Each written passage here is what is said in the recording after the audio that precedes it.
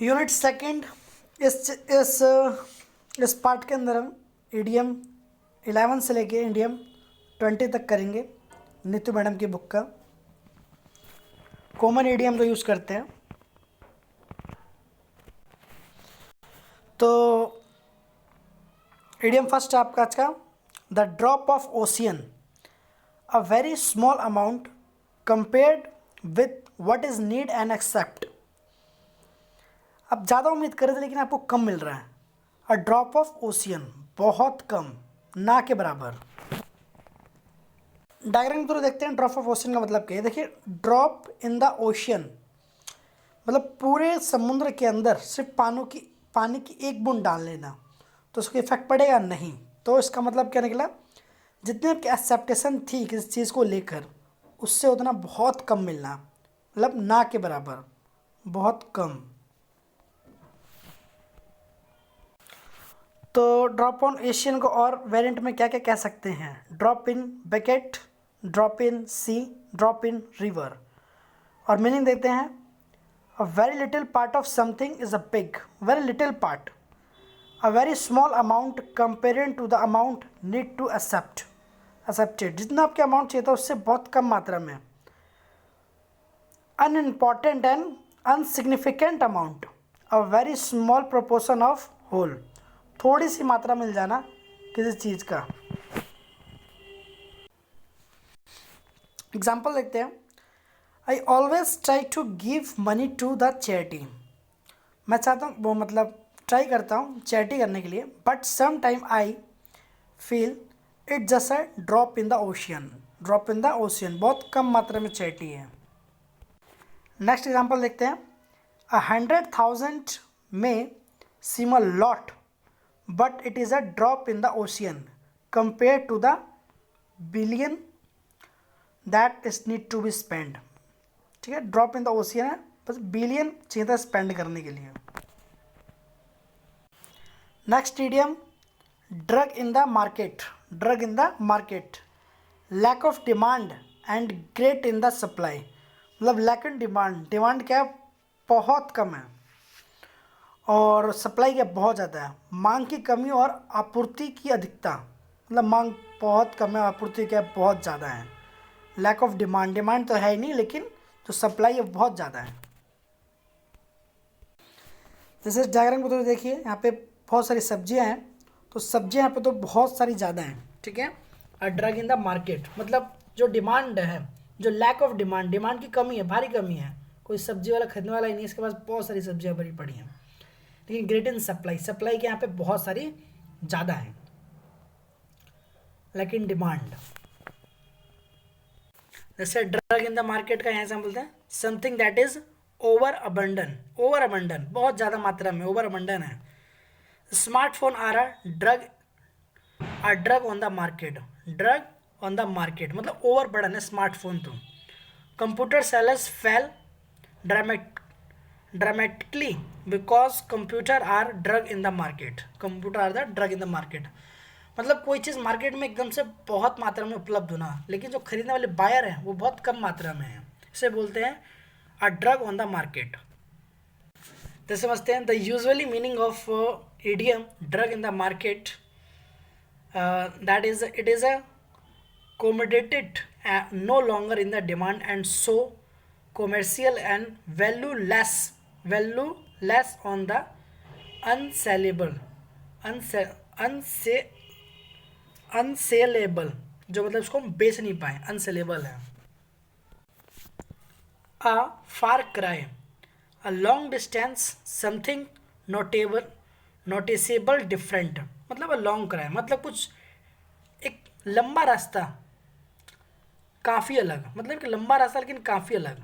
ठीक है, long distance something है नोटिसेबल डिफरेंटली, डिफरेंट है। ठीक है, अब फार कराए, ऐसे पिक्चर में देखिए अब फार कराई दे रखा है यहाँ पर, मतलब लॉन्ग डिस्टेंस में है, something is a noticeable different, मतलब जो बाद में जाके इस चीज़ का मतलब एहसास हुआ कि ये क्या चीज़ है। ठीक है, कठिनाई बड़ा, लॉन्ग रास्ता है, लॉन्ग डिस्टेंस है। ठीक है, जैसे to a far cry to be completely different for something, completely different है एक दूसरे से। ठीक है, काफ़ी ज़्यादा डिफरेंट है। This flat is a far cry from the house they had before. Far cry, बहुत दूर रास्ता है. नेक्स्ट इडियम है अ फुलिश पैराडस. अ फुलिश पैराडस का मतलब है a state of happiness based on a person not knowing about potential travel. मतलब एक झूठा, ठीक है, a state of happiness based on the person not knowing, मतलब पर्सन जानता नहीं है, एक अलग सी हैप्पीनेस है. पोटेंशियल ट्रैवल नहीं जानता कि उसके मतलब इस करने से क्या होगा. संभावित परेशानी नहीं जानने पर खुशी किसी जानना, मतलब परेशानी नहीं जानता, बस खुश हो रहा है उस चीज़ को लेकर. फुलिश पैराडॉक्स में आता है ये. मूर्ख आदमी समझ लो. जैसे डायग्राम में रखा है अब फुलिश पैराडॉक्स, जैसे चोट लगी है फिर दोबारा इस पर लगा रहा है ये चीज़, तो फुलिश पैराडॉक्स के अंदर आ रहा है. ठीक है, चोट के ऊपर और चोट मार देना. ऐसे ये है a foolish in the paradox. अब यहाँ पे जो अपना ये आदमी जो है टाइम व्यक्त कर रहा है, अपना टाइम स्पेंड कर रहा है इन चीज़ों फालतू चीज़ों के अंदर, तो ये फुलिश पैराडॉक्स है. ये आने वाली पोटेंशियल ट्रैवल को नहीं जानता, अभी से ही बस ये खुश है, हैप्पीनेस है इसकी लाइफ. अब मीनिंग में देखते हैं कि फुलिश पैराडॉक्स का मतलब क्या है. This phase refer to someone become happy hope provide based on the false fact. False fact एक झूठा, मतलब एक कृत्रिम हैप्पीनेस में ही खुश है कि मेरे पास ज़िंदगी में ये आ जाएगा, वो आ जाएगा, ये आ जाएगा, लेकिन कुछ कर नहीं रहा बस. ठीक है, it is a state of happiness that is a not consider really since it would be short life. मतलब छोटी लाइफ है, only until the truth is reveal. Truth is reveal नहीं हुआ उसका अभी. ठीक है, ये चीज़ है. एग्जाम्पल तो देखते हैं. The money was never going to be deposit by him. He kept promoting her and let her stay in the foolish paradise for while long too long. Okay, चाहे को देखते हैं. You must be in the foolish paradise if you think that is a will rain at the time such a hot summer. ठीक है, hot summer में क्या सकता है कि रेन हो जाए, तो ये फुलिश पैराडॉक्स की थिंकिंग है. ठीक है, you are thinking that a foolish paradox. A fresh dizzy. A fresh dizzy मतलब energetic and enthusiasm. Energetic and enthusiasm, चुस्त और फुर्ती भरा जो है उसे बोलते हैं फ्रेश डीजी. जैसे ये डायग्राम है, यहाँ पे क्या है, एकदम enthusiasm है. ठीक है, एनर्जेटिक लग रहा है, एकदम फूल एकदम हरा भरा, इस तरीके से इसे बोलते हैं अ फ्रेश डीजी. देखिए यहाँ पर, मतलब रोज को ही बोलते हैं fresh DG. Be a fresh dizzy, to be a energy and then enthusiasm.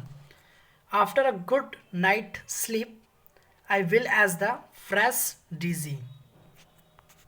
अच्छे मतलब अच्छी नींद के बाद एक फ्रेश डीजी सा फील होता है.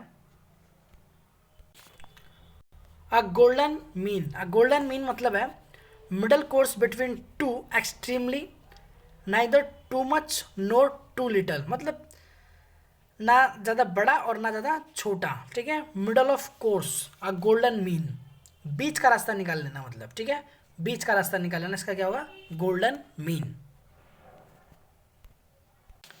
देखिए इस डायग्राम से क्या समझना है हमें. द गोल्डन मीन के अंदर कैसे राजा हैं, राजा जैसे कि हार जाते थे, तो राजा हार जाते थे तो घोड़ा क्या करता था कि अगर वहाँ पे अगर घोड़ा मरने देगा तो उसे मार देगा फिर तो जो योद्धा है, लेकिन ये योद्धा को अपने घोड़ा क्या करता है, पीठ पे बैठाकर और इसे भगा देता है. मतलब ना मतलब जिंदा बचा पाता है ना जिंदा रख पाता है, तो ये यहाँ से घोड़ा क्या करता है, भगा देता है, मृत्यु से बचा लेता है इसको घोड़ा. तो इसका मतलब क्या हुआ, अ गोल्डन मीन. ठीक है, नाइदर टू मच और नो टू लिटल, मतलब बीच का रास्ता निकाल लिया घोड़े ने अपने आप ही, से बोलते हैं गोल्डन मीन. पहले के टाइम में ये बहुत उसमें आता था, स्टोरी टाइप में इडियम ड्रामेटिकली यूज़ किया जाता था गोल्डन मीन घोड़े के लिए. तो यहाँ पे है the median between extremely moderation. ठीक है, एक्सट्रीमली मॉडरेशन करके मतलब बीच का रास्ता निकाल लिया, मॉडरेट कर लिया भाई, ना तेरा ना मेरा ऐसे करके. ठीक है, 70 आज का 7वां डे में देखेंगे. A good table. Good table मतलब लग्जरी फूड एक गुड टेबल रहेगी, टेबल के ऊपर क्या खाना रहता है, टेबल रहता है, उसमें खाने बहुत सारे रहेंगे, अच्छे अच्छे अच्छे अच्छे अच्छे, ठीक है, तो उसे बोल देंगे शानदार भोजन है, गुड टेबल। जैसे ये टेबल है, टेबल के ऊपर तो बहुत सारी चीज़ें रखी हैं, लैपटॉप रखा है, पीने वीने साधन रखो, किताब रखी हुई है, फल फ्रूट और अगर सब चीज़ रखी है, उसमें बोलेंगे गुड टेबल, मतलब लग्जरी फूड ज़्यादा रखे हुए हैं, अच्छे अच्छे खाने पकवान इस तरीके से, ठीक है। एक खान पकवान से रिलेटेड है, लैपटॉप का यूज़ नहीं है खास, वैसे डायग्राम तो हमें समझना है कि इसके अंदर ये है क्या, गुड टेबल का मतलब क्या है, ठीक है। On the table, if a plan suggestion have been a put let on the table, it is a been made available for people hear and read and discuss. देखिए यहाँ पे क्या है, देखो यहाँ people hear and read and discuss के लिए भी ये ऑन द टेबल है, ठीक है, good on the table, luxury food आना। Second idiom, a hard nut to crack, मतलब एक ऐसा नट जिसको क्रैक करना थोड़ा मुश्किल है, मतलब डिफिकल्ट टास्क दे रखा है, मुश्किल काम, a hard nut to crack. जैसे पर डायग्राम दे रखा है, ये जो लड़का है ये इस अखरोट को तोड़ने की कोशिश कर रहा है लेकिन टूट नहीं पा रहा, a hard nut to crack, मतलब एक बहुत मुश्किल काम दे दिया है, ठीक है। जैसे कि एसएससी एग्ज़ाम हो गया, थोड़ा हार्ड नट टू क्रैक, ठीक है एवरीवन।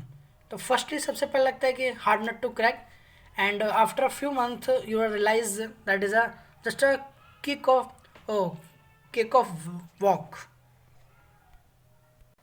ऐसा है, a hard tough and nut to crack, a problem that is a very difficult to solve and person who is a very difficult to understand, मतलब ऐसे समझ इसको सॉल्व करना और उसको अंडरस्टैंड करना बहुत मुश्किल हो रहा है, इसे बोल देंगे hard nut to crack. A hot potato मतलब है अ कॉन्ट्रोवर्शियल इशू, जो कॉन्ट्रोवर्शियल इशू है ना आज के दिन में, विवादित मुद्दा, मतलब एक जैसे कि धर्म का मुद्दा है, हिंदू मुस्लिम का मुद्दा है, तो उसमें वो तो कॉन्ट्रोवर्शियल इशू है, ठीक है, कि जैसे गाय या सुअर का जो ये जो पड़ता है, हिंदू गाय नहीं खाते, या मुस्लिम जो सुअर का, तो सब कॉन्ट्रोवर्शियल इशू है, एक ऐसा टॉपिक जो कभी एंड ना हो, जैसे आरक्षण का है, ठीक है, हॉट पोटैटो बोलते हैं। जैसे डायग्राम दे रखा है, idiom the hot potato, a problem और issue that is a very difficult to deal with, मतलब ऐसी प्रॉब्लम्स को डील करना बहुत मुश्किल हो रहा है, ठीक है, और ये बहुत एयर है, मतलब सबको पता है ऐसी बातें। The air pollution has become a political hot potato, देखो ये जो एयर पोल्यूशन दिल्ली के इस टाइम में, जो करंट दिल्ली में क्या होता है, एयर पोल्यूशन बहुत ज़्यादा होता है इस टाइम के अंदर, ठीक है, तो क्या ये पॉलिटिकल के लिए क्या ये हॉट पोटैटो इशू है, मतलब डिबेटेबल है, ठीक है, कॉन्ट्रोवर्शियल हो गया, एकदम कॉन्ट्रोवर्शियल इशू हो गया कि हाँ दिल्ली का सीएम ये नहीं कर रहा, वो नहीं कर रहा, इस तरीके से। अब हॉट पोटैटो को समझते हैं क्या है प्रॉब्लम इसके अंदर, a problem situation etcetera that is a difficult to deal with and cause a long a lot of disagreement है, बहुत सारे यहाँ पे डिसएग्रीमेंट है हॉट पोटैटो में, ठीक है। A political hot potato, the abortion issue is the political hot potato in the United State, तो ये क्या है, यूनाइटेड स्टेट के लिए बहुत बड़ा इशू बना हुआ है हॉट पोटैटो अबॉर्शन का। अब आते हैं अ हाउस ऑफ कार्ड।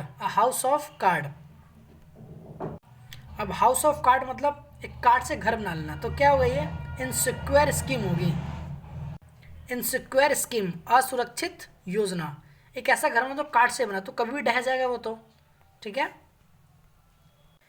जैसे ये कार्ड से घर बना हुआ है, ठीक है, तो ये जो कार्ड से घर बना हुआ है तो एक दिन के हवा से गिर भी जाएगा, तो इसलिए बोला गया है कि ये इनसिक्योर स्कीम है, कोई असुरक्षित योजना है इस तरीके से।